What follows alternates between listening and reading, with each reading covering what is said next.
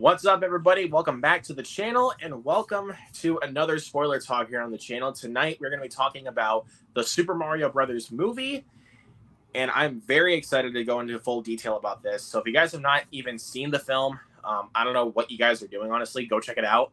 But of course, I have a special guest with me here tonight to talk about this film. I can't really just do the spoiler talk by myself. So I'm invited from my very good friend, also appeared on my Moviegoers Live show, episode 3, my pal Jennifer Vega. How's it going, Jennifer? Happy to see you here. Hey everyone, and hey Luke. I'm really excited to talk about this movie. I have my Mario shirt on, so yes, yeah. There we go. We got some preparation very here. Excited. Yeah. Yep. Really excited to get in detail about this film. So if you guys have not seen the film, we're not gonna obviously go into our spoiler thoughts already. First, we're gonna go over our quick thoughts on the film, and then talk about our spoiler-free pros and cons, and then we're gonna get deep into spoilers. So if you guys have not seen the film, please leave the stream and go see the movie, and come back and watch the replay if you guys have seen it. So, very excited to talk about this movie. I don't think anyone was even surprised at how excited I was to go into spoiler detail about this. Yeah, Avid Mario fan right here. Yeah, you've been talking about it for a long time, and yeah. Even before the movie came out, yeah, you were very excited. So was I. I wasn't really voicing it too much, but I was really excited because I'm also a huge Mario and Nintendo fan. So I was like, yeah, it's about time they make a movie about this, and I'm really glad that they did. And actually do it right this time, because the last one we got, that was a bad one. I've never seen that one, but I've always heard it's like trash. Yeah. That is considered to be one of the worst films of all time. I know. Everybody always says that. So I'm like, maybe I won't check it out. It's honestly, it's kind of one of those films that if you can just get behind the fact that it's bad, you can have a good time with it. But it's just they made the Mushroom Kingdom a city, and King Koopa is a guy in a suit villain. Oh God. Oh God. And then they got the worst possible person to play as Mario, Bob Hoskins. Well, may he rest in peace. Mm-hmm. But one of the worst casting choices, I think, of all time was with that movie. By the way, I'm just curious, do you hear my dog in the background? I can, yeah. I mean, I'm not distracted, though. Okay, hopefully he stops barking it a little bit. That's my dog Loki, everybody, for those who are wondering. Yeah, hopefully. It's no big deal, because, I mean, dogs can be crazy sometimes. I'll be honest about that. Yeah, he's a crazy one. He should stop it a little bit. It's pretty late. He should go to sleep soon, I'm hoping. But yeah, just wanted to make sure it wasn't too distracting. Yeah, I'm not distracted. So, but of course I was really excited for this movie. But when I heard that they were doing it in animated form, I was like, okay. And Illumination was behind it. I was like, okay. But then the casting came about, and then the first casting choice I hear is Chris Pratt voicing Mario, and that made me immediately roll my eyes. Because I was like, really? You get freaking Emmett from the Lego Movie to voice a Italian plumber? Yeah. But then once the day came closer to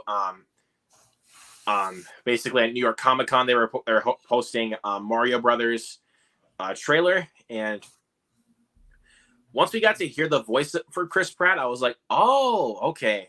I like where this is going. But at the same time, I'm not jumping up and down at the moment.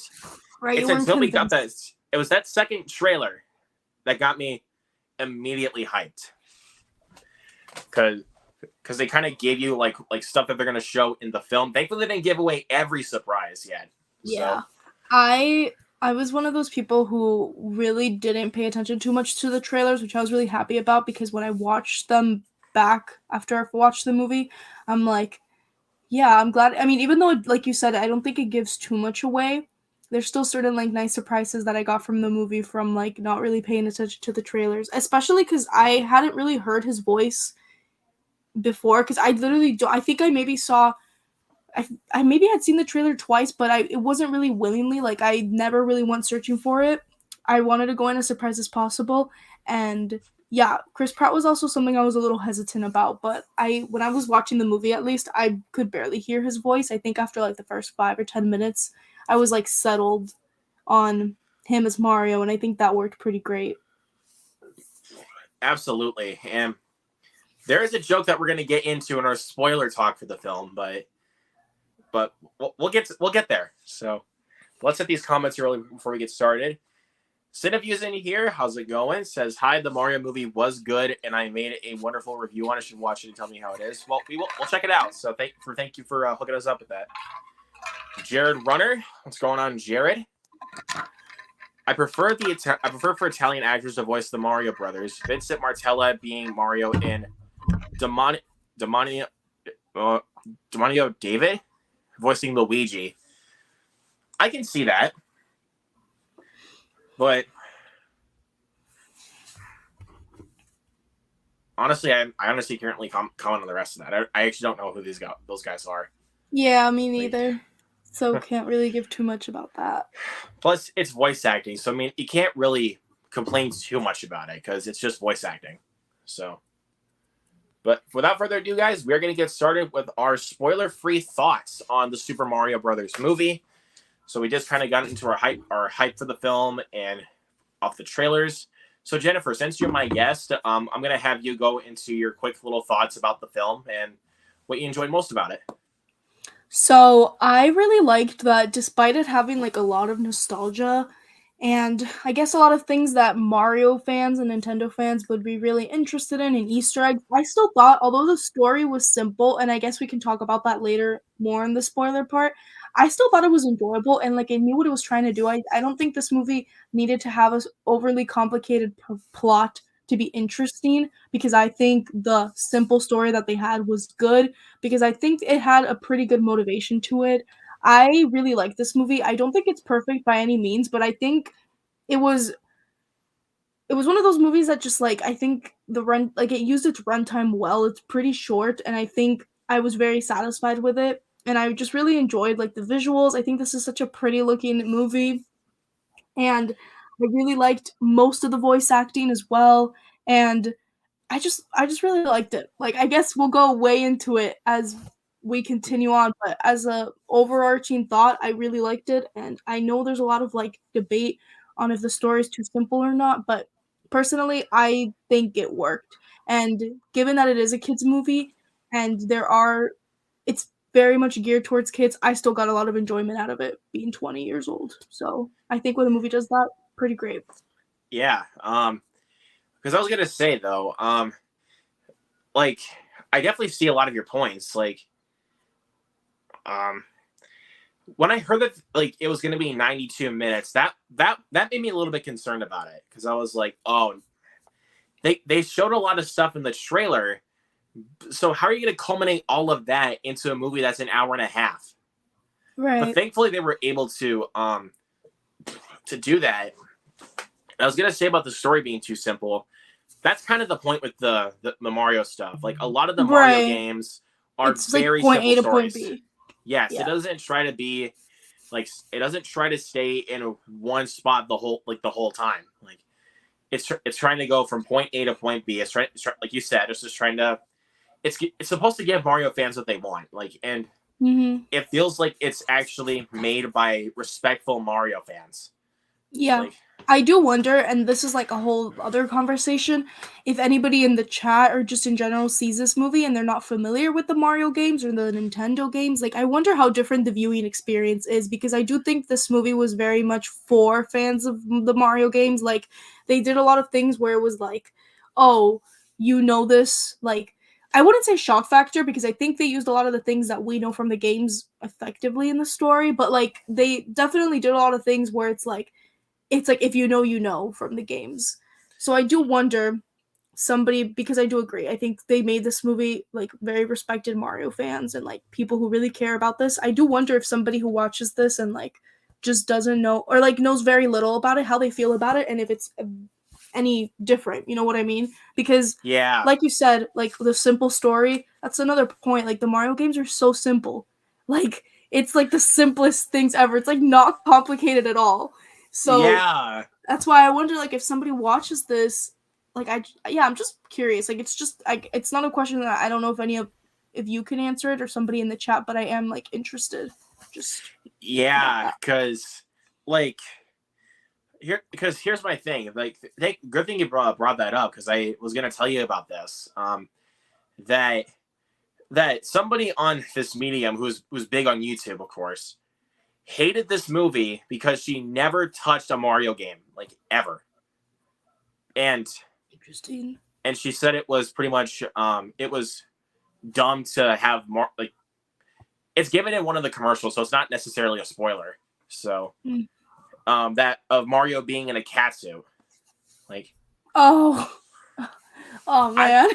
I thought that was gonna be used as a joke, but then as they Yeah, kind they of used pulled it forward, I was like, okay, cool. right, the power-ups. Yeah. Yeah. And but here's the thing though, like, you have to be able to have the knowledge of Mario to actually get like enjoyment out of this movie. Like, if you don't know anything about the Mario Brothers or even any of the games, don't bother watching this movie. Like, because there's going to be a lot of Easter eggs in this movie that will completely just fly right over your head. Like, so, like, for old generations and now new generation of Mario, it appeals to both. So that's something I like that. Again, that's like, the filmmakers are definitely true Mario fans, and I respect that. Yeah. So, but let's start off with the pros here. First of all, I definitely want to point out Chris Pratt and Charlie Day's chemistry as Mario and Luigi. Perfect. They have perfect chemistry. Yeah. And they were really, really good. And it kind of makes sense though, because they were both in the Lego movie together almost a decade ago. I've never seen that movie, and I really, really have to. I want to see it so bad. Well, yeah, there you go. So basically a Lego movie reunion between Chris Pratt and Charlie Day. So so yeah, and I loved their chemistry, and I thought the voices really fit in pretty well, especially with Charlie Day being Luigi. Like, because he has the timid voice and personality of Luigi to actually fit the character. Yeah, I thought they were both really great, and I think when the movie like has both of them together on screen, I think is sometimes when it's its best. Like, I just think, like you said, they had really great chemistry and they worked really well together, and I think like their brotherly bond was the core of this movie, and I think it worked pretty well, like dragging it out the entire time and making it the motivation of like Mario and everything else and all the other characters. And you know, I'm getting a little early on my con, but literally one of the cons that I have of this movie, if any, is that I wish there had been more of them, because I just loved seeing Mario and Luigi together. Like, I just thought they were both really, really good in this movie. Like, I nailed them 100%. I can definitely see that. I do understand that, because I know that is some people's con with the film, is Mario and Luigi being separated. But I kind of feel like that kind of like it kind of helped how do I say this? It kind of helps because obviously the film's more like marketed towards children. And, right, yeah. And it kind of helps like kids think about things a little bit. Like, what if they got separated from their loved one for a while? Like, right. Yeah, and to that point, I agree 100%. And I also think, like, despite them being separated, I think they did a good job of, like, they were separated, but they still spoke about each other. They still, like, brought out information about each other. So, like, through flashbacks and like, just different types of scenes and stuff like that. So, yeah, I think, like, it's not even fully a con. It's just, I guess, a wish of mine. Like, I wish they were on screen together more, because I think when they were on screen together, it was so good. Yeah. But yeah, I agree. I think it does do a good job of, like, putting, I think, like, the drama aspect and the conflict of the movie, I think, is really strong. And that's why I think the story, even though it's simple, it works really well, because I think the conflict is pretty good. And it'll, like, especially who it's geared towards, I think it'll get them thinking. I mean, it could even get me thinking. Like, obviously, like, I'm older and I know more than some of these kids, but, like, I just think the conflict was really good, because I think they developed them pretty well, I would say. Yeah. Even in their short run time, I think so. Yeah, and I know we're definitely going to be getting sequels because of how well the film is doing at the box office. Like, And so also because of the end credit scene. Yes, and also the post credits. So, which we'll get into. We'll get into those when we get to our spoiler talk. But the thing is, when we actually get our sequel, I kind of hope that we actually get more of Mario and Luigi together. I mean, I'm not like complaining about that from this movie per se, because I kind of liked that they kind of switched around the plot a little bit rather than just being a typical plot from the normal games. Yes, that's a very good point. I mean, I didn't really know what this movie was about. Like, I knew it was a Mario movie, but I thought they were gonna do sort of like the games where it's like rescuing Peach, and sort of like that storyline, like most of the games talk about.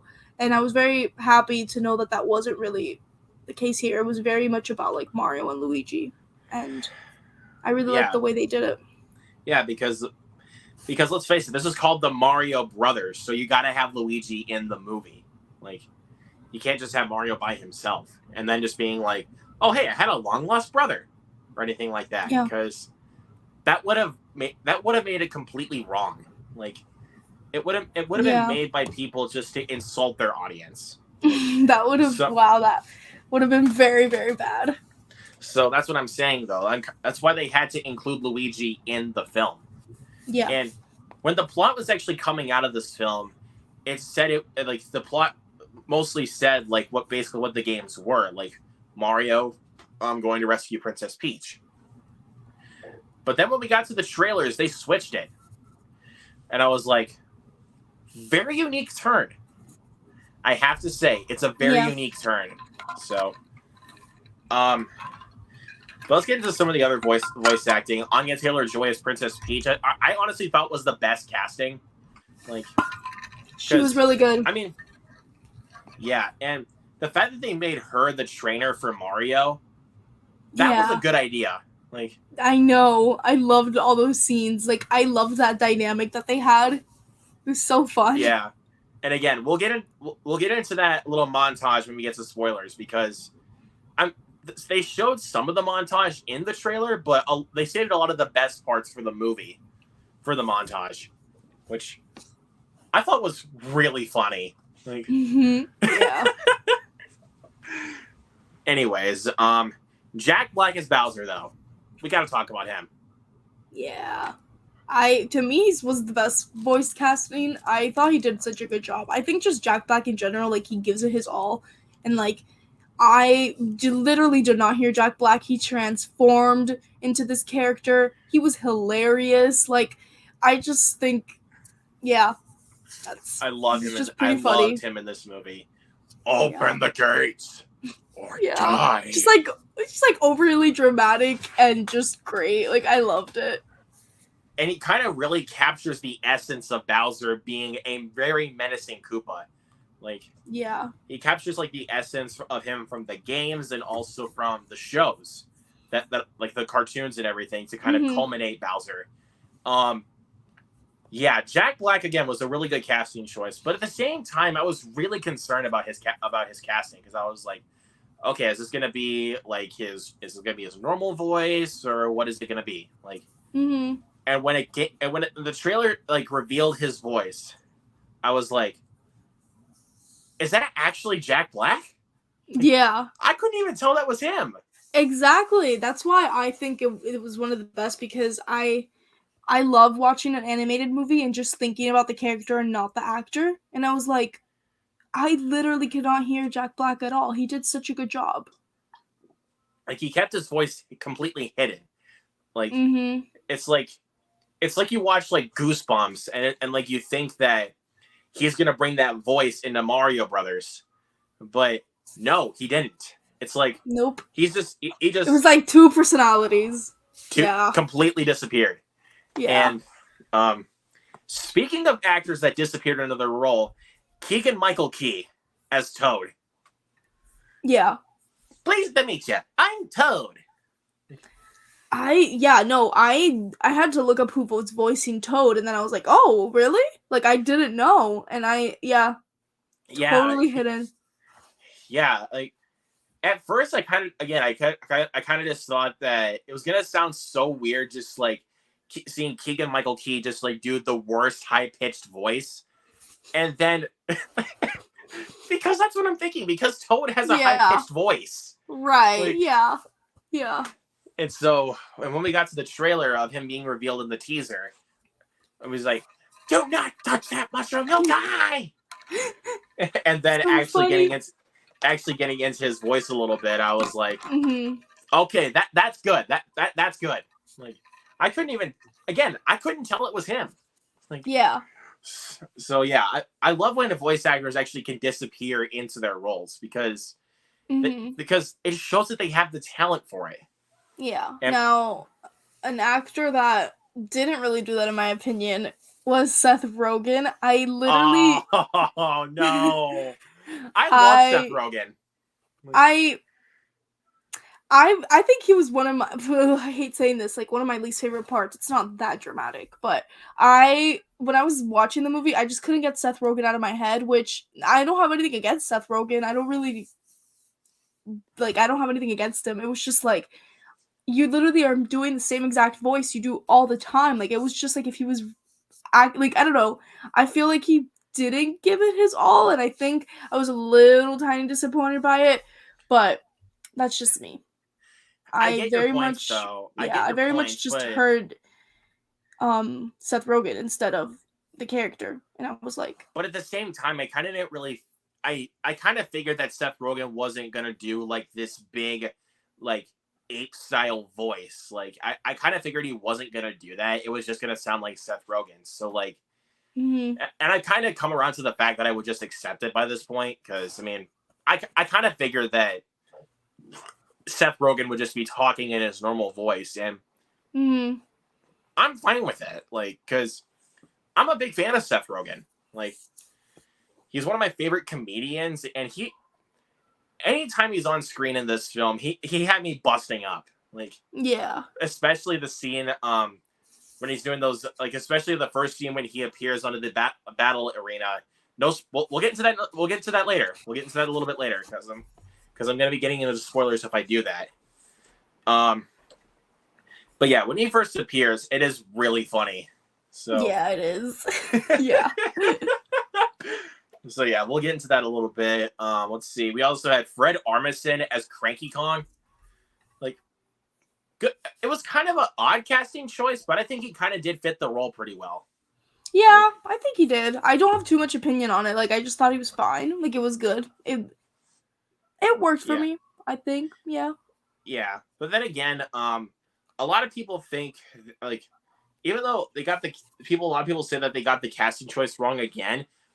I would kind of agree just on first, like, sight of it, but once we actually get into Chris Pratt, like, voicing Mario and him starting to talk, I was like, this was not a bad choice. Like, this was not bad, because I think he, like, at first I could tell it was him, but I think as the movie went on, like, he was very much becoming the character, and I was really into it. Like, I genuinely was very surprised in a great way with Chris Pratt in this movie. Like, I'm sure they did like a little bit of like voice mixing to kind of make it a little bit like a New York accent, because Mario originated in Brooklyn. So so that's the reason why I kind of think that the New York accent that Chris Pratt uses throughout the film does work. So. Yeah, I think so too. I was really funny. Well, actually, we'll save this for spoilers. I just realized it could be a spoiler.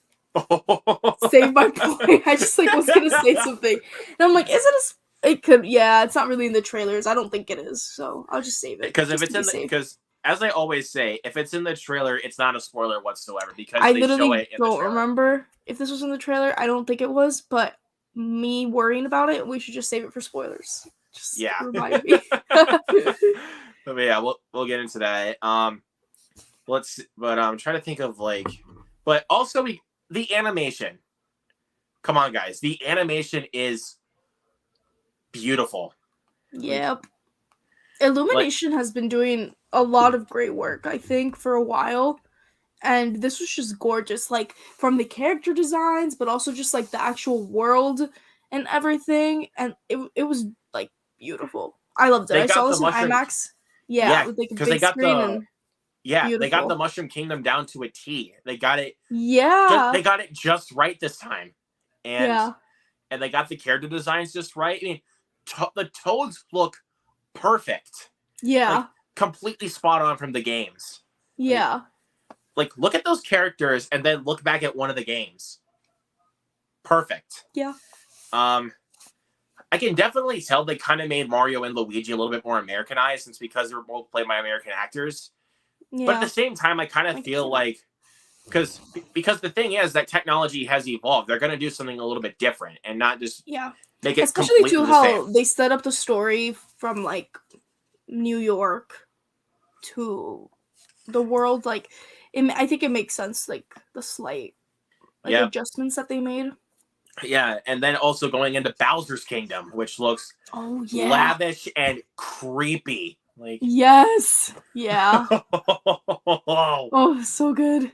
yes, like I felt like anytime we were in when we were in Bowser's Kingdom, I was like, oh god, I do not want to be here. Like, Yeah. because God, I wonder if any kids got scared, because I feel like if I was really little, I might have gotten a little bit scared, just a teeny tiny bit. the thing is, I kind of feel like that's what the filmmakers were good at, was actually kind of making you feel like you're actually there. Like, Yeah, 100%. Yeah. so yeah, I feel that, and I still can't just seriously anytime. So it's obviously given in the trailer when Bowser confronts Luigi. Um, Hmm. it's like Luigi's just terrified out of his mind. Like, Yeah, it's really funny because like they do it on purpose, but like Mario and him were such polar opposites in a way, and yeah, it was just really really funny. Like he was yeah. so scared. It was like, wow, yay! Like, yep. And then when he was pulling his mustache, he like I felt that pain actually because I'm growing a beard myself. Like, Yeah. gosh, like I can't imagine like a fire breathing Koopa just ripping off my mustache. Like, Yeah. oh, but yeah, and also let's see, and again, the Mario Kart sequences are given in the trailers. The karts look fantastic. Like, Yes. Oh my god, it was so awesome to see. I think it was really cool that they like just pulled things from different games in general. Like you don't just have the racing stuff, like you have most of the games in general and things that you know. So it was so yeah, cool, and like yeah, the cards look great. Like the scene where they were like customizing them and stuff, like yeah. yes, They got yes, it right. Yeah. and they gave a part of it in the trailer, so that's not a spoiler at all. So, Yeah. but yes, just I just love that, and the way that like they go onto the Rainbow Road, Mhm. amazing, and Yeah. it it feels like they're just going full Mad Max style, and Yeah. that's just awesome. Like, Yeah. I love it. And for me, with cons for this film, it's not really a big one to me because it's a very very small nitpick. It's the film's a bit too short. Yeah. I kind of feel like they really should have at least put 15 more minutes into the film to kind of I agree. help us Yeah. like get behind the story a little bit more instead of just Yeah. it's like, okay, here's the first 10 minutes, here's your plot, and now here we are.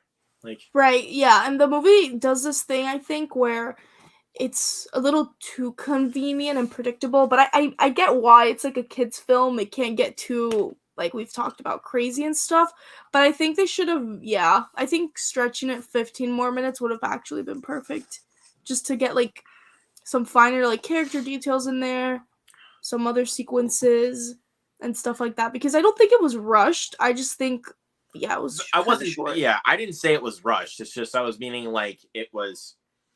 I just kind of feel like with a lot of the stuff that they gave in the trailers, like it kind of felt like they needed to stretch out the runtime a little bit more to kind of help us, Mm-hmm. um, like not just like get behind Mario and Luigi as characters, but kind of also get more into their normal life. Yeah. So, which again, we'll get into spoilers for that in just a few minutes, but that's pretty much like my only small nitpick. Other than that, I love this. Yeah. It was really, really cool. Really great. So, I'm excited. I want to rewatch it. I know you've rewatched it. yep, I've already Yeah. I've already seen it twice. Yeah. And I want to go back and see it a third time, like already. Like, Yeah. I really, that really want to fun. see it. Yeah, I Like, want to see it again. because I don't typically tend to rewatch movies in the theater, but if I do have the time, I'd love to rewatch it. But this is one that like I know I'll have to watch when it's available at home too. yeah, I mean, but I know my theater's probably going to be carrying it for a while because the film is doing significantly well. Yeah, it is.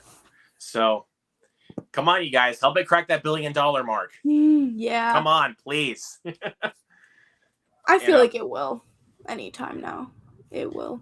Yeah, just hopefully grosses more than the first Minions. Like, holy crap. That film grossed over $1 billion. Yeah, isn't it like at the top of highest grossing films somewhere? I think it is. Like, It doesn't need to be. no, it does not. Because seriously, like I don't understand why the Minions are so popular now. Yeah, I don't they get started it. that revolution and they're everywhere. Yeah, so basically the Minions are basically Illumination's Mickey Mouse. Yeah, that's a very good way to put it. Yeah. But I'm like, well, if this one grosses higher than Minions, Mario's going to become the new Mickey Mouse of Illumination. Yeah, they can keep feeding us Mario content and no Minions content. Yeah, no more Minions. But I gotta say though, the Illumination logo at the beginning of this film is hilarious. Yeah. Which I guess we'll just be. I mean, it's just a logo, so what's it gonna hurt? Right.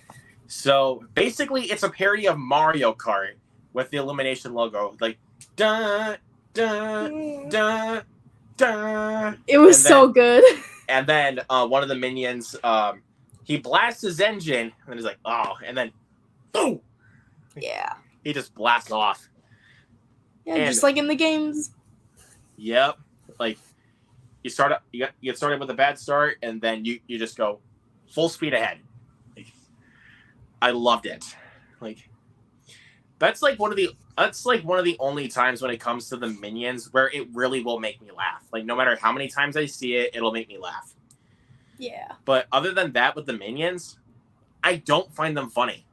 Like, yeah, I find them funny sometimes, but yeah, it could get a little much for me. I think a little tiring because I feel like it's usually the same repeated jokes over and over again. Because they're just speaking gibberish the whole time. Like, yeah, and it's like, who gives a crap about these guys? Yeah, like, because if you watch the Despicable Me movies, which by the way, grab them out really quick.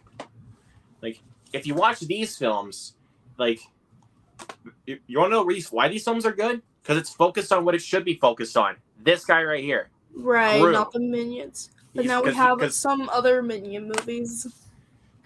I still can't believe I own The Rise of Gru now. I can't believe I own that. Because I don't know why I enjoyed that film in theaters. Like, I don't know why. I had fun with that movie, actually. Like, it's not the best thing in the world, but it was fun. Like, it was entertaining. Yeah, then the trolls are just going to come along and be like, oh, this is the greatest thing in cinema ever. No, it's not. I would hope nobody actually believes that, but I don't believe that. Like, yeah. Why would I believe that? Because there is no way a film from 2022 would be like the biggest cinematic masterpiece over Top Gun Maverick. Like, no way. Like, tell me differently. Because you can't talk down Top Gun Maverick on me. You just can't. No, Top Gun was great. Yes. Incredible. I still really want to buy it. I need to buy it physically because I've been really, really urging to rewatch it. Crap, it's outside of my room now because I got so much stuff like the other day. Now it's sitting outside of my room on my third shelf. So yeah, I'm not gonna go up and get my Steelbook because I've shown it too much on the channel. Yeah, I want. I want to get Top Gun. I think it'll be the next one that I pick up. Yeah, for sure. But so yeah, definitely for sure you should because I mean it's definitely one of those films that like completely merits a theatrical experience. It's not like oh yeah, it's Yeah. I would prefer to watch it in theaters, but you can still enjoy it at home. It's like no, you need to see this sucker on the biggest screen possible. Yeah. I did. Me saying that I don't really rewatch movies in the theater, I rewatched this one. I think two or three times. Now I can't. I think it was just 2 times, but it was great. Like I saw them back to I saw them opening weekend, and then I saw it the weekend right after, and just great. Like that movie. Coincidentally, so awesome. I did the same thing. Like, oh really? Nice. Yeah, I did the same thing because I saw it the day it came out, and then the next Sunday I took my dad to go see it, and coincidentally, it was like you and I saw it again the same day. Like that's very coincidental, but you know what? Yeah. All for the better. Yeah, no, it was great. Like the first time I saw it was in awe, and the second time I saw it, I was still in awe. And I haven't rewatched it since then, and I'm dying to. I think they just put it in Amazon Prime. I think I saw it. Like it is, yeah, on streaming. So I might check it out and then buy it. For sure, you definitely should. Like the couple times I've watched it at home, like I still can't get enough of it. Every time I watch it, like yeah. But anyways, we're not gonna get too dramatic in this one because I'm gonna switch the live stream to Top Gun. Yeah, because clearly, that movie made me cry. Like, yeah, me too. Wait, you were saying? If a film can make me cry that much, you've done your job. Like. I am such an easy crier. Like, it's so easy to make me cry. So, yeah, but no, I also cried in this movie. I was like they just did the emotions so well. Wow. This is a conversation for another day. We could talk about Top Gun in a whole entirely other live stream because I have so much to say about it. Definitely is, but I would say though, like if you think like if you tell me that you're such an easy crier, then you're definitely gonna like your emotions will be completely destroyed after watching The Whale. Like, oh my god, that's why I haven't seen it. That's what I'm saying though, because it's such a tough watch. I really want to watch it, but I cannot. I'm just like I need to be prepared for it because I get really emotional really quickly. It's like really easy for me to like. I'm telling you, the movie could be horrible, but if there's something sad going on, like I won't bawl my eyes out, but I will cry. Like I will feel, you know what I mean? Yeah, like it's like so I'm like I know that when I watch The Whale, it's gonna be like devastating. Because look, you know what? The movie's been out for a while, so I'll just go ahead and tell you. Are you gonna spoil something for the movie?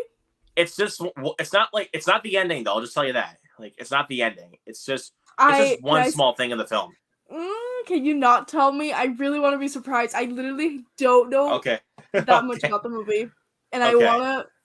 Sorry, but I'll just give you like a small context. Like there's one scene in the film, like if you're eating something, you're gonna want to put it down. Okay, interesting. So, now I know. Don't eat popcorn while watching The Whale. Don't eat while watching the movie. Don't eat. Okay. Because I mean, got it. Because you look at the poster and you see how incredibly obese he is, like, and that genuinely horrifies me, like, because I haven't just not only I haven't just seen YouTube videos on people actually looking that obese. I've actually seen people like that in real life, like, and it genuinely unnerves me to my core. So, but let's get these comments here really quick, and then we'll get to spoilers. So let's see. Personal thoughts on the Peaches song. No offense to Jack Black, but I don't like the song. The funny thing about that is it's on the Billboard Hot 100 now. Yes, I saw that. That is hilarious. I was like, wow, dude, that's amazing. So many people making fun of it and memeing it and just like Peaches. Yeah. I died laughing both times. I heard Jack Black like wrote it himself too, right? Yeah, because if you guys don't know personally, if actually you guys don't know Jack Black, he also is a musician, part of this little small band called Tenacious D. So if you guys don't know that, but if you like the song Irish, I like it just to laugh at it. Like, Right, yeah, me too. I wonder, I don't think anybody actually likes the song. it's like I one of think those people songs. just like it because it's funny. It's like, oh, this is so ridiculous. It's I such love a it. ridiculous song. It's like such a ridiculous love song. Like, Yeah. I don't it's think, I like mean, I don't know. I don't think anybody likes it in a way of like, wow, this song is great. like no way. Yeah, no way. So I think, yeah, I don't think people like it like Uh, that.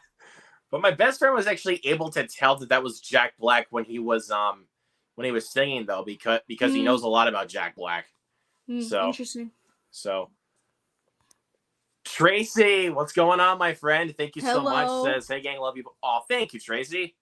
Thank you. And they got the mushroom emoji there just for the movie there. I like it. Yeah. Yes, the post-credit scene is the pure reason why I'm there. I'm sure there will be a sequel. Of course there's gonna be a sequel.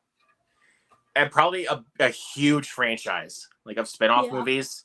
I forgot to mention this earlier, but my theater was packed when I went to see this movie. And like my theater, it's a fairly popular theater. Like it gets packed when there's like Marvel movies, big releases and stuff like that. But I'm telling you, like packed, like a huge line of concessions. And it was a lot of families and little kids, and a lot of people dressed in like Mario costumes and Mario outfits. Like it was packed. So I like, was gonna say that, like, yeah, because when I got in there, I saw some people walking in with Mario, like some people were wearing Mario Yeah. hats and Mario shirts, and I was like, yeah. damn, I wish I had one. No, yeah. I guess, yeah, I brought this up because I'm like, it's for sure gonna make a sequel. Like there were so many people that turned out just for this one movie. Like, Yeah, and little fun facts actually about me. When I was a kid, I think it was either 2010 or 2009 mhm. that I dressed up as Mario for Halloween Oh, because nice. I was such a diehard fan of Mario, and Mm, I still am to this day. Like, so, but yeah, both times I saw this movie, it was packed. Like, yeah. and it's deserved because I was hoping the film would actually make back its money, and they're doing Mhm. it. It's making back its money. Yeah. But the funny thing is, when I went to go see Renfield, I saw it last Mhm. Friday. The funniest thing is, I go inside the theater, and then when the film starts, it's me and 3 other people. Yeah, I know. When I saw Renfield, I think like 2 people in front of me, 2 people behind me. I think that was it. Like there was not that many Yeah, people. it was one guy sitting in my row to the left of me, and then 2 other people that are in the in the front left corner. Like, Hmm. they're sitting like Yeah. right there. Like I could see them. And I was Yeah. like, well, this is gonna become a laugh fest for me. Like, Yeah. because a lot of the action sequences, no spoilers or anything, but I was pretty much laughing out loud pretty much the whole time. Like, Yeah, they were something. They were hilarious. that's another video for another time. I'll tell you that. Yeah. I really want to talk about that more. We all need more. Yes, thank you for that. But again, it's given in the trailers. But we do get to see the Yoshis, but only one time. Yep. Movies and Trade Studios gonna try and cover my ears for big spoilers. So, what are you doing then? What are you doing? Go watch it right now. I think in the time that this live stream goes on, you'd be able to watch the entire movie and come back. Pretty much, yeah. Short it is. Yeah. Oh gosh. God, now I want to go see it again. Jeez. Like, come on. I'm trying to help contribute to the $1 billion mark. Duct Tape Dynasty, what's going on? Says looking forward to our talking. Oh yeah, that's right. Because funny enough, he actually reached out to me on my United 93 reviews, so which is actually my highest viewed review on my channel. So thank you guys that have been coming to my video for that. He told me he actually worked on the film. So yeah, I'm gonna try to get in conversation with him. So yeah, thank you for that. Former military aviator, I can attest Top Gun was a must-see in theaters. Yes, it was. And the reason why I took my dad to see it at one point was because Top Gun's his favorite movie of all time. So I saw it in 3 times. That's awesome. Oh, seeing that in IMAX, yeah, I saw it both times in IMAX, like incredible. Yes, Incredible. I really wanted to see it a third time. Like, I think it was when I was at work and I called my mom during my lunch break. I was like, "Is it okay if I go see it a third time?" She's like, "Nope." I was like, "Fuck!" Like, it was the week that Lightyear came out, and but it was obviously on a Tuesday, so it'd obviously be cheap for me. But that's all right. Yeah. Let's see. Yep, there you go. That's a possibility. But we don't know yet. We'll see. Lots to talk about that one. All right. Actor/advisor on United 93. Thank you for clarifying. So yeah, he will be one of probably my next guest on my new show that I've been doing. So look forward to It's gonna that. be awesome. So exciting. All right. So yeah, because Movies and Trades has been doing a watch along series on the build up for Evil Dead Rise. So, which by the way, I'm planning for. I'm planning to go Friday. That comes out Friday. I'm planning to go Friday because cool. I gave my mom the idea of my dad seeing Renfield together, and then me going to see Evil Dead because they're around the same runtime. And I think I'm in luck though because they start around the same time in my area. Oh, nice. On Friday, Renfield starts at 7:25, and then 7:30 for Evil Dead. So yeah, I'm excited to hear what you would think, and just everybody in general, because I got to see it pretty early, so I'm like excited to see what everybody thinks. I really want to rewatch it. I love the franchise. I love Evil Dead. So it's I still need to watch the 2013 one.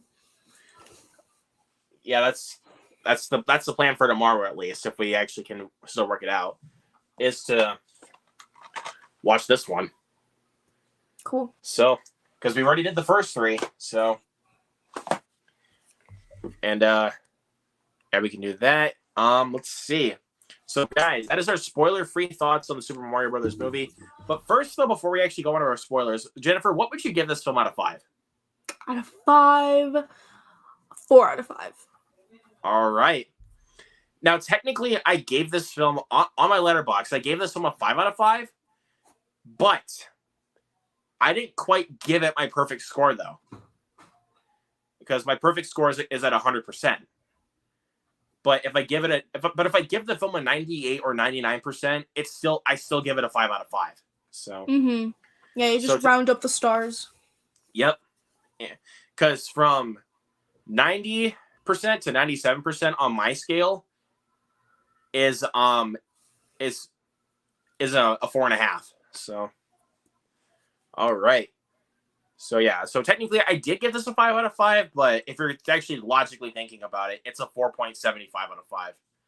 So very exact with your numbers. Yeah. And you go by quarter mounts there. You go by quarter mounts. So yeah. Loved this movie, you guys. I did. I really loved this. Where does it rank in your 2023 movie releases? This is going to sound kind of shocking for some people, but it's right now number 2. Nice. What's number 1? Of course, it's John Wick Chapter 4. Oh, I still have to see that, but I haven't seen any of the other John Wick movies, so. Scream 6 was my number 1 for a little bit until John Wick Chapter 4, and my first go around, I had the Super Mario Brothers movie below Scream 6. But the reason why I moved it up, though, is because of rewatchability. I see myself rewatching the Super Mario Brothers movie a little bit more than rewatching Scream 6. So that kind of plays into a big factor of some movies that are like really high on my list is because of rewatchability. Like, big example, like why I ranked a film like Cocaine Bear higher than like The Pale Blue Eye. Because Cocaine Bear is going to be a lot more rewatchable for me. So I still haven't seen that one either. I need to watch it. Speaking of, I actually picked it up yesterday. Cool. And the thing I like about the slipcover is that the sides of it are pretty much gloss, but the bear is a matte finish. Nice. Look at that. That's awesome. Yeah. And that's a sick poster too, like in general. Yep. And there's my ticket. Cool. I saw it opening night. Nice. Packed theater too. And really, that's awesome. Yeah, packed theater. And then when I got out to my when I got out to my car, when my parents came to pick me up, they told me that my cousin was there, and I was like, "Wait, what? She was there? Oh, really? Like watching the same movie as you? Yeah, I didn't even notice she was there though. That's funny. Like, that's funny. Yeah, but then I texted her after when I got out. I was like, "Did you enjoy the movie?" And she liked it. So nice. I think you would like it, but at the same time, it might be a little bit weird because most of it is pretty much a comedy. So interesting. I really want to check it out though. Seems funny.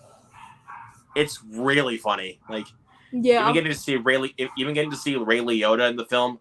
Rest in peace. Fantastic. But guys, enough of that talk. Let's get on to the spoiler talk of the Super Mario Brothers movie. So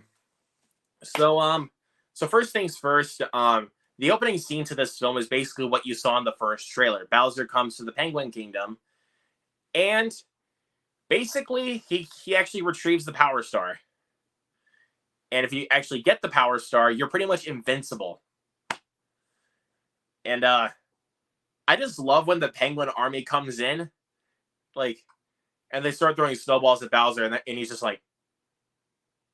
It's like funny because it's like, really? Like, you just did that? But again, I saw that in the trailer, and even when I see it in the movie, I still bust up. Like, yeah. Because it's that funny. And then when one of the penguins uses the snowball launcher, it was a snowball launcher. Kamek disappears. He's just like, phew, and then whoosh, right in the Koopa. Yeah. And again, you see this in the trailer. So I mean, technically, this wasn't a spoiler, but you see in the trailer anyway. So it's like, that is but a taste of our fury. Do you yield? And the greatest response from Jack Black, I do not. Like, greatest response. Like, so yeah, and again, he gets the Power Star, and what does it cut to after that happens? A plumbing commercial. That's what I was going to talk about earlier that I said, oh wait, that might be a spoiler. I'll say that. Well, I mean, they did a commercial on it, but they didn't actually kind of give like what else was actually going to happen in the commercial. Yeah, that was just really, really funny to me. And also I loved because that's the first time we're introduced to Mario, if I'm correct. And the voice is different because he's like being overly dramatic and Italian with it. And then like Chris Pratt jokes about it. Too much for plumbing. He jokes about it, and it's like really funny. That's exactly what the joke was. Like, and I'm like, that's great. Like they're so self-aware. What about the accent? Was it too much? Too much. It's a perfect. Woo-hoo! And that guy that was playing that arcade game that responded to them, that was the original voice actor of Mario. Yeah. It's cool. It's really cool they did that. And again, I loved that. I just loved that. He's like, it's a me, Mario, and Luigi. Are you tired of paying too much for plumbing? Mamma mia! Wow, you're so good at impressions. You're doing them so well. Yeah. And again, and also probably one of the greatest quotes ever for animated films comes out of that after the commercial's over. When he's like, I'm so glad we spent our entire life savings on this commercial. In response to that is not a commercial. That is cinema. Yeah. And I was like, incredible. Perfect. Yeah. Oh God. And that's why on Twitter, I would when I was doing this one thing on Twitter, I was like, tell me a movie that you would give this saying to, and it was the gif of Luigi saying, "That is cinema." Yeah, it's perfect. And so then they get their first call for their for plumbing for the new plumbing company. Yeah, and a cool Easter egg also happens with the ringtone. It's the GameCube intro. Like, Yeah. I was like, that like brought me back because the first time I ever played Mario was on the GameCube, like a long time ago. It was a super old GameCube that we had, and yeah, brought me back. so good. And then they get to their first because they couldn't start their car, they start running to their first job. And this is another thing that Illumination does, is put a lot of radio hits in their soundtrack. So they put the Beastie Boys' No Sleep Till Brooklyn, and I thought, that's perfect. Yeah. Because the film is set in Brooklyn. What did you think about the soundtrack? Because I really liked it. I love the soundtrack because as long as, even if it's songs on the like popular songs from the radio, as long as they're like good songs that actually get me in, and most of it is rock songs. Like, which because let's see, they were like mostly I think from the 80s too, which was cool. Yeah, the 80s, like again, No Sleep Till Brooklyn from Beastie Boys, Aha's Take on Me, which here's my thing though. I would have kept that song in the film, but I was gonna say that they should have used it when they were fixing the water main. Like, that would have been pretty funny. But when they were going through the DK, land and everything, they should have put Kool and the Gang's Jungle Boogie. Because basically the DK world is a jungle. Right. So it would have fit. Jungle Boogie. Just something like that, you know? Yeah. That would have been perfect. And so they get to their first plumbing job, and it's just a little leak. So just a little leak, they think. But then it gets worse once their dog shows up.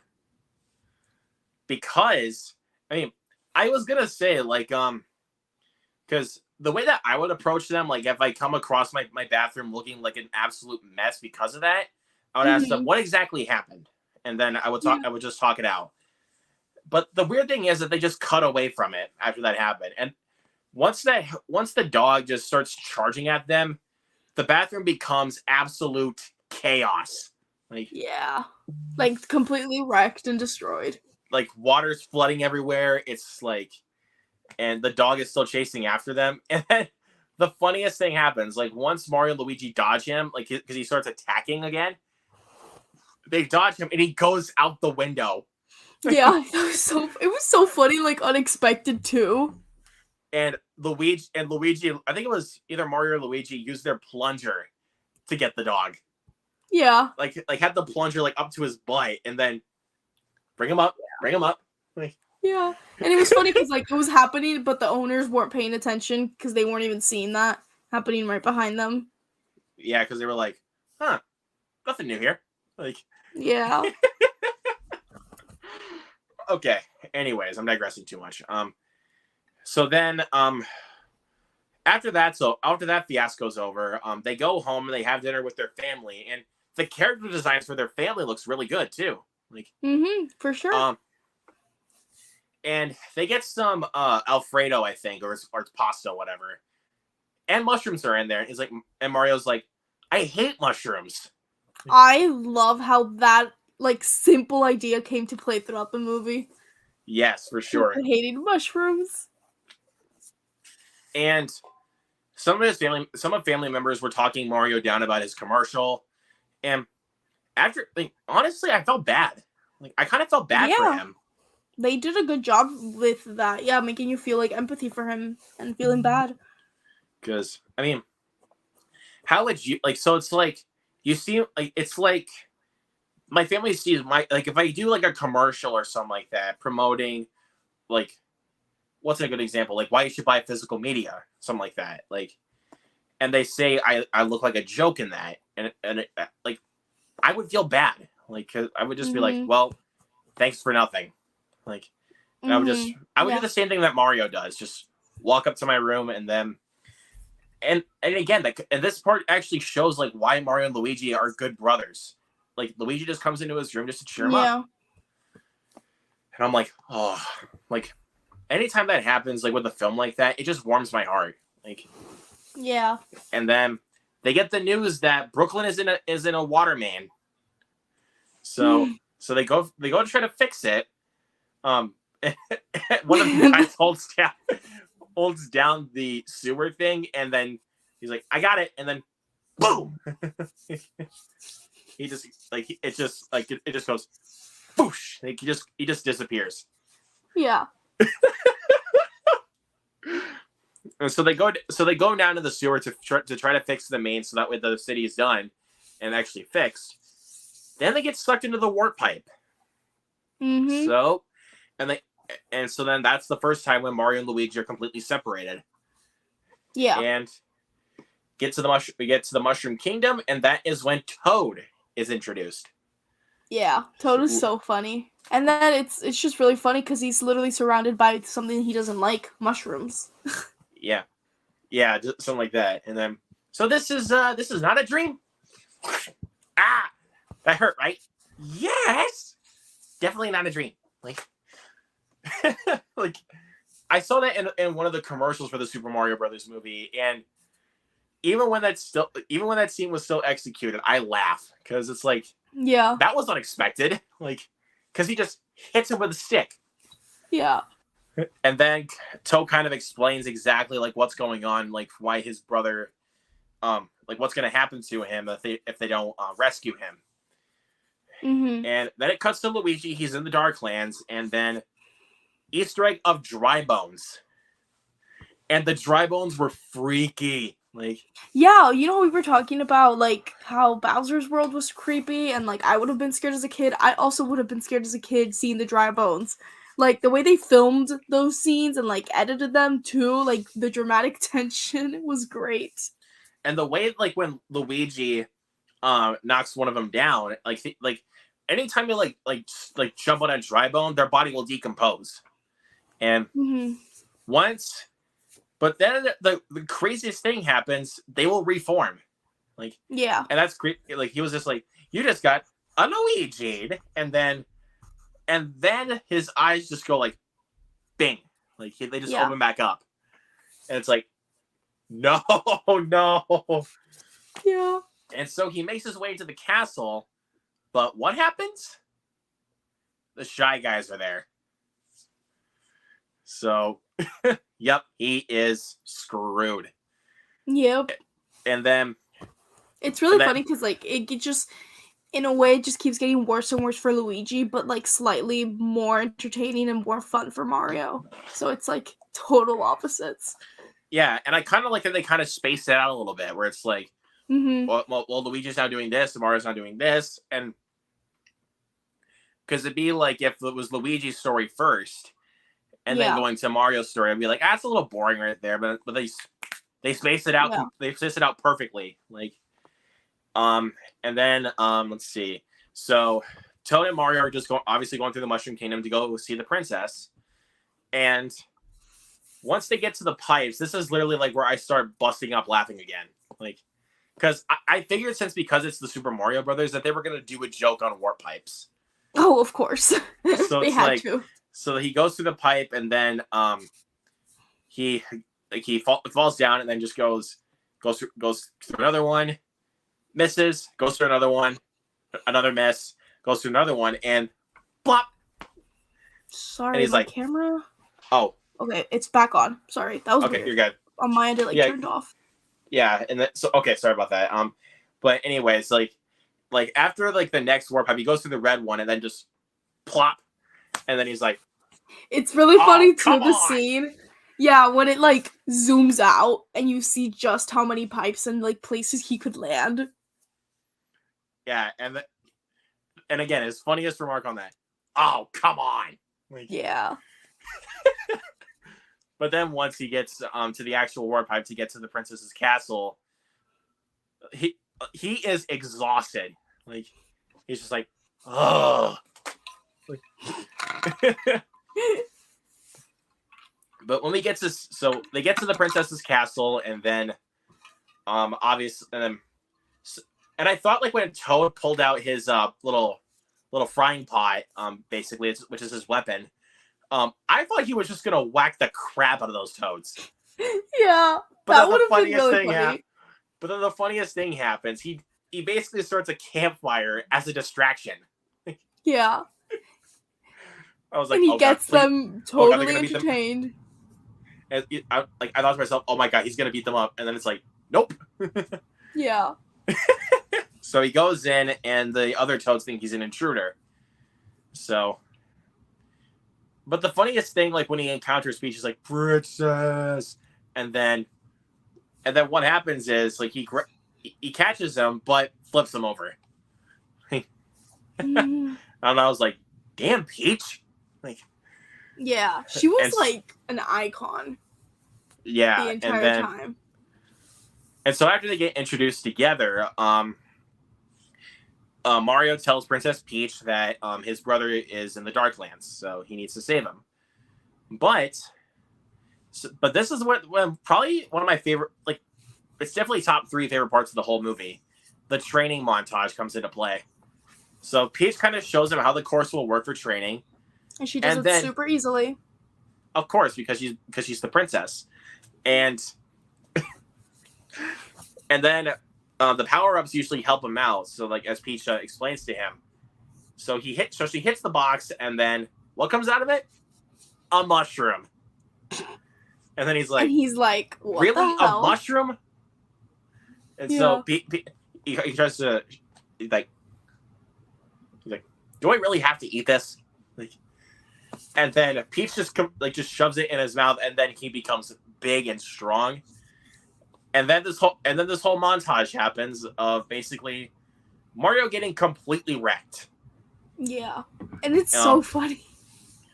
Like he gets eaten by one of the metal piranha plants. He gets whacked by one of those little spinning things that goes like, whoa, whoa. Like he just But the funniest thing though is like when he gets whacked by one of them, he just goes far back. He just like zooms off to the back. Yeah. Like it just goes like, whoop. It was really funny too towards the end when like you think he's gonna make it, but he doesn't even technically make it to the end. Because he hits something. Yeah. And but the donut blocks I think were probably the funniest one. Like the first time he completely misses, second time he gets on the platform and then misses, third time he actually makes it onto the donut blocks, but we forget they turn red and then fall. Yeah.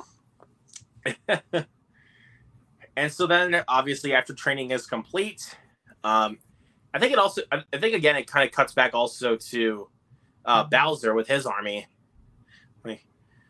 And he's like, doesn't she hate you? And then he basically breathes fire onto one of his Koopas, and that's how they become Dry Bones. Yeah. And I was like, that makes perfect sense. Like, yeah. Things you don't think about, and then there's like, wait, the connection is here. Yeah. I just love this part. It's like, my army, Koopas, Goombas, whatever those things are. And I was like, oh, that's so mean. Like, because I know they're the spiniest, but he's just like, whatever those things are. Yeah. I was just like, well, damn, Bowser, you're cruel. But yeah. So then Luigi is taken captive by Bowser, and I think after it was after the training montage that the Peach's song comes into play. Yeah. And that like motivation for Bowser's is like comes to play, and it's like hilarious because it's like so far we've seen him be like this menacing evil type of guy, and now it's like he's just wants to marry Peach, and it's just really funny. He wants to marry Peach because he has the power star for it. Right, he's like, I have the power, yeah. And then Kamek obviously interrupts him because Mario's riding the Mushroom Kingdom and Peach has been training him. Does he find him attractive? And then at one point he smashes Kamek's fingers into the piano, and I'm like, ow! Because I can't imagine like my fingers getting smashed into that, because it's like, yeah. So it's like, yeah, it's crazy. So then after the confrontation between Luigi and Bowser, he gets locked up, and then it's like, oh no, this is not good. It's just getting worse and worse and worse. And then Illuma appears Yeah. from Super Mario Galaxy. Yeah. The only hope is the sweet relief of death. Dude, so funny. I was like laughing so hard. It's just like It's really such a funny. little, just such a little like emo little thing. So It's crazy, but I loved that. And so then they arrive but then we also get Easter eggs of different locations from different games, like the Bob-omb Battlefield. We get the desert from Mario Odyssey, and once we get to the DK jungle, the one that answers is a golden Kong wearing a sports coat, as Mario kind of iterates that. And so then that's also the first time when the carts come into play, and then they're playing Take On Me. Yeah. So they visit Cranky Kong because they want to have his army to defeat Bowser. And so they have Mario face off against his son, Donkey Kong. And again, his introduction with his dancing pecs. Like, yeah. And then okay. during like that entire scene, it was so cool how they were using like the power-ups and the suits and like just the different like features. Like so cool. And I wanted to say the song that they used with DK, like DK Donkey Kong. That's actually a flashback to the DK rap in the video game Donkey Kong 64. Yeah, I saw that. Yeah. Yep, that was funny. That's really cool. It goes back to us saying like people who made this movie like really knew. Yeah, and then they have Diddy Kong, Dixie Kong, and Chunky Kong in the background, like in the crowd. Yeah. And I was like, that's amazing, dude. Have Diddy in the movie. Like, yeah. Oh my god, that is just amazing. And so then obviously they fight, and DK is kicking the shit out of Mario. And essentially at one point he gets a mini mushroom, starts charging at Donkey Kong, and then he's completely small. He's like, yeah, and then, bink. And then we get to see him with the Katsu, and he starts licking himself, and then he's like, and then he got the cat box. And then he has he can move fast. And I was like, oh, I forgot the Katsu could do that. Yeah. So, meow. Yeah, he can stick to things and stuff. Because he's in a cat costume, so obviously that's what the power-up can do. Yeah. And then we get to, and after Donkey Kong, or Mario defeats Donkey Kong, that's when the carts come into play again. That's when we have AC/DC Thunderstruck in the background during the cart montage. We get to see Toad. That was a great song with that. And then we get to see Toad come in looking all fresh and cool in a monster truck. Yeah, the big truck. Yeah, super tiny Toad in a big truck. Yeah, Mario and Peach are just so shocked just seeing that. Yeah. And then once we obviously get on the Rainbow Road and everything, that's when the battle begins with the Mario Karts. And then the freaking blue shell. That's right. Dude, oh god. When I saw that in the theater, I literally screamed. I was like, no way they did that. They did it. They did that. And I was like, no. Yeah. So that causes the Rainbow Road to completely crumble. And but I have to point this out. So the scene when Mario gets his cart blown up by the bullet bills, and he starts falling from a different part of the Rainbow Road, it's done in one shot. And I was like once the cart explodes, then he goes down to a different part of the Rainbow Road. It's in one shot. And I was like, that's amazing. Yeah, because I feel like it was pretty long too. The movement. Yeah, but I think I don't know if it was in one shot, but it looked like it because they hit it very well. Yeah. So I loved that. And then Peach goes to warn the Mushroom Kingdom that Bowser's coming, so that they need to evacuate. And then once Bowser arrives, tiny toads. Oh, they're so adorable. I know. I just want to hug them all. And then Bowser comes in and he asks Peach to marry him. At first she says no, but she had to say yes against her own will. So, Yeah. and I was like, oh, you've been guilt tripped into marrying him. Yeah. So, and then Mario and Donkey Kong essentially get eaten by a sea creature, and then they find the rocket barrel still left on one of the carts. Mm-hmm. Yeah. And they get out, and they have to go save the Mushroom Kingdom. And once Kamek starts reading off the thing for the wedding, Mm-hmm. Peach just punches him in the face, just like.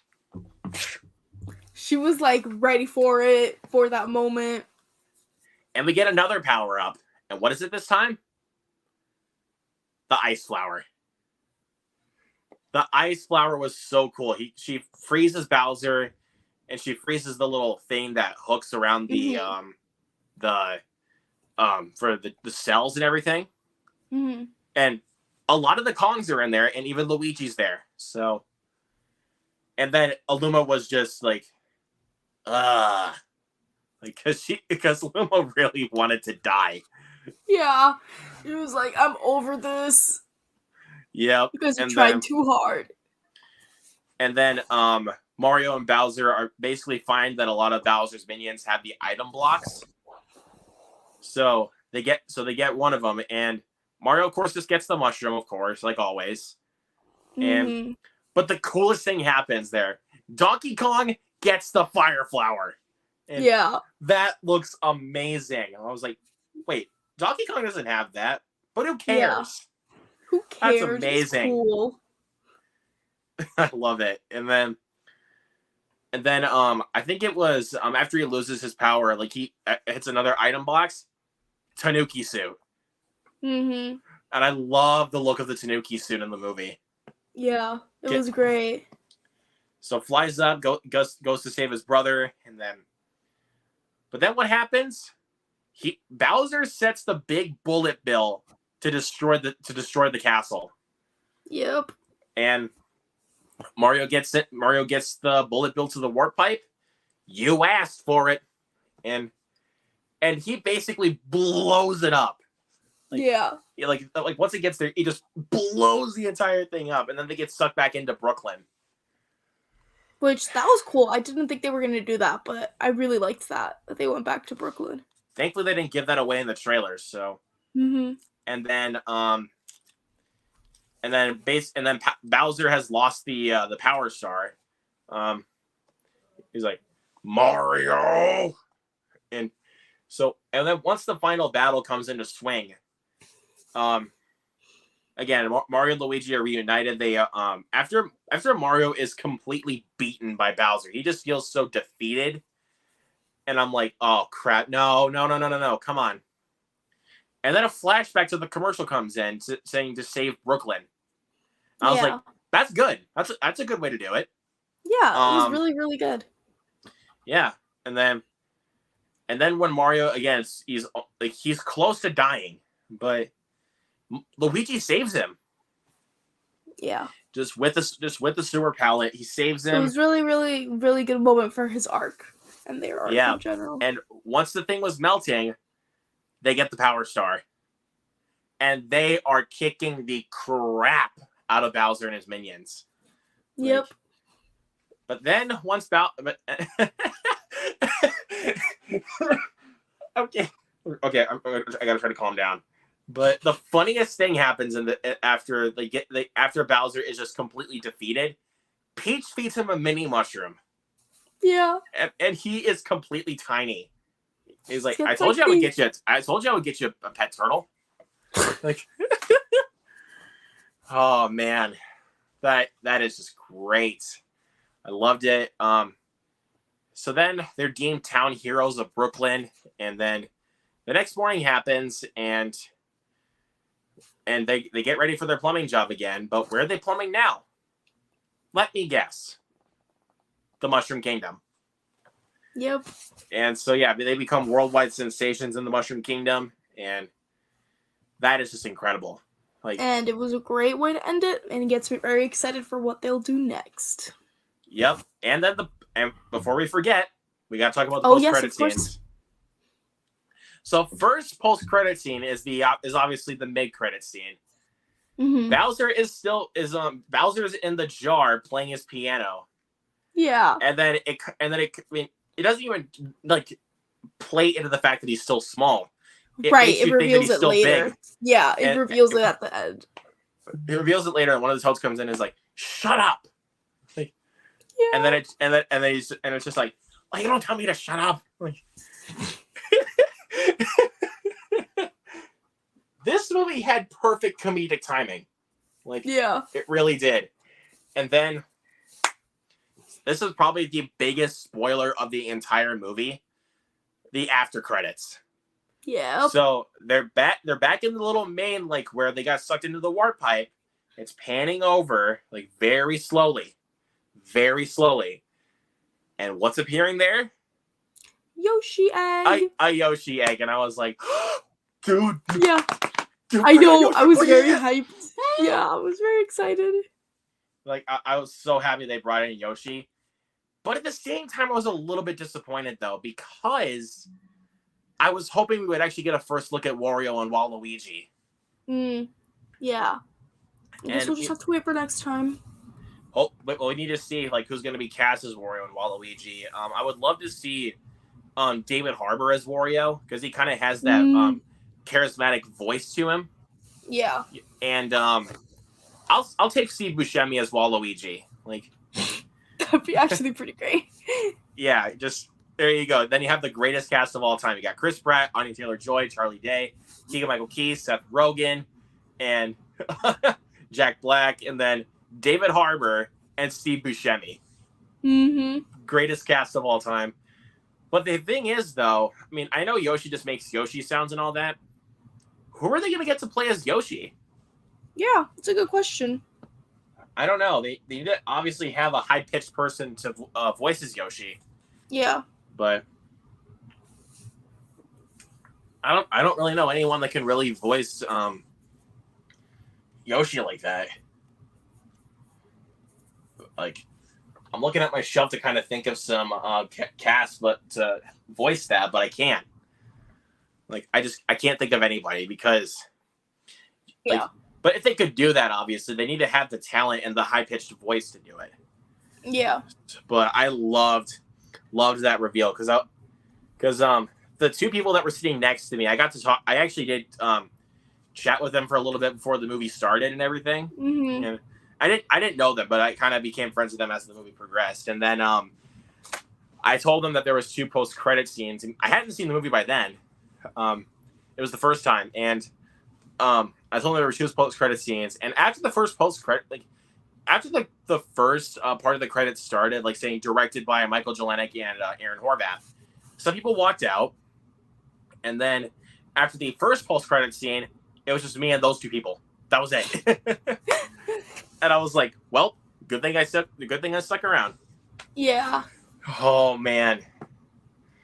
You know what? That actually was a lot of fun to talk about. Like, yeah. It's like so fun. Even just like, yeah, like remembering what happens and stuff. It's like what a fun movie. Makes you want to rewatch it. And it's one of those films that's like, even if you don't like watch it like that often, it's really easy to remember. Like, it's super memorable. Like, yeah, I think a lot of the video game movies we've been getting recently are very, very memorable. Like, which, by the way, you still gotta watch Sonic. I know. I know.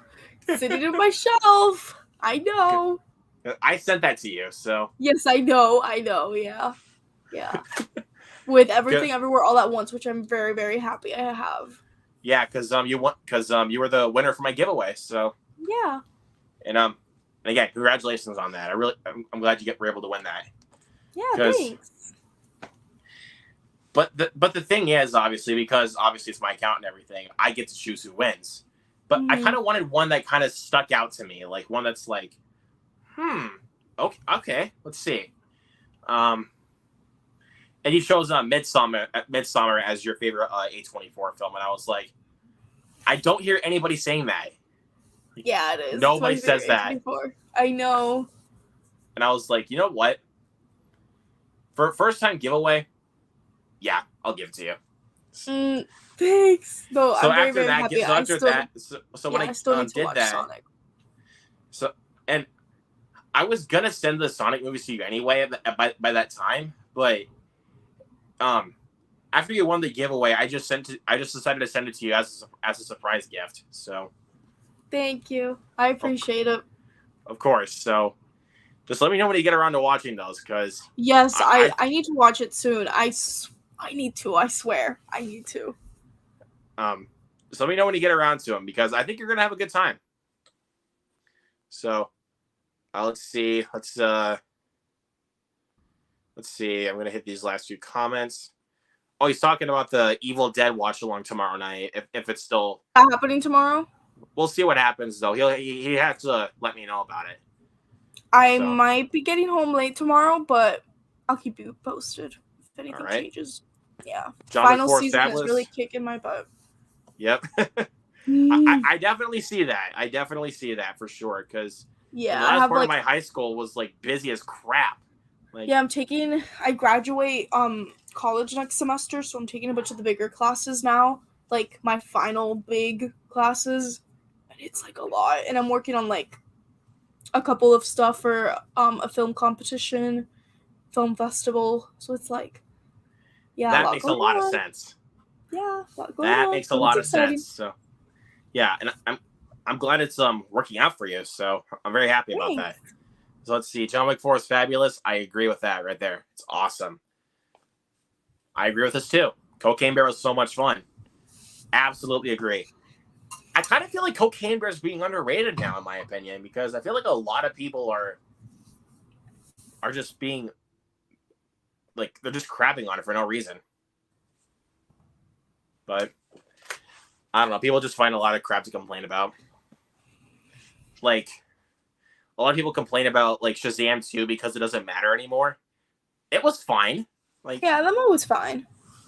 and it like guys, come on, suspend your disbelief a little bit. Let's have some fun. So thank you, Duct Tape Dynasty, for coming in. Vin Diesel as Yoshi. I mean, I could see that though, because he did Baby Groot in Guardians Volume 2. So we'll see. But that's about it, guys. That is going to about wrap it up for our spoiler talk on the Super Mario Brothers movie.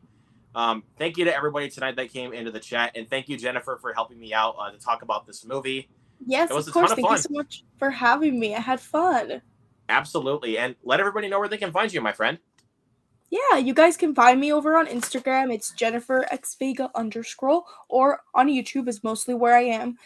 Just look up my name, Jennifer Vega, and I should pop up. I do a ton of movie reviews and just a bunch of other fun videos, all related about movies. So make sure to check me out if you want to see some of those cool videos. Absolutely. And I left in the link in the description below that goes to her channel, so please go subscribe to her channel as well. You.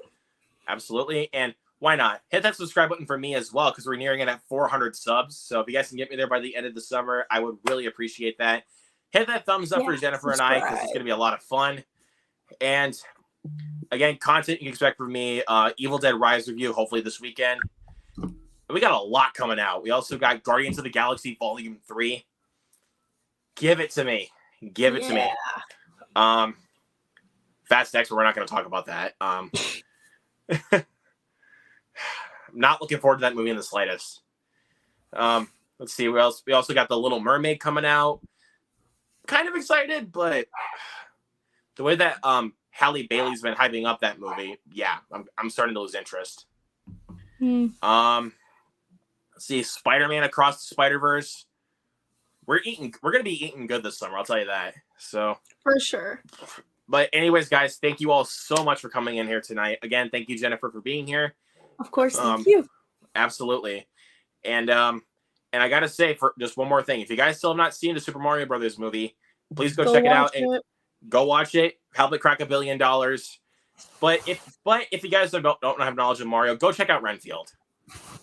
So, I mean, we're eating good this April. I'll tell you that. We're eating good, because we had Super Mario Brothers, we had Air, we had Renfield, and now we got Evil Dead coming up.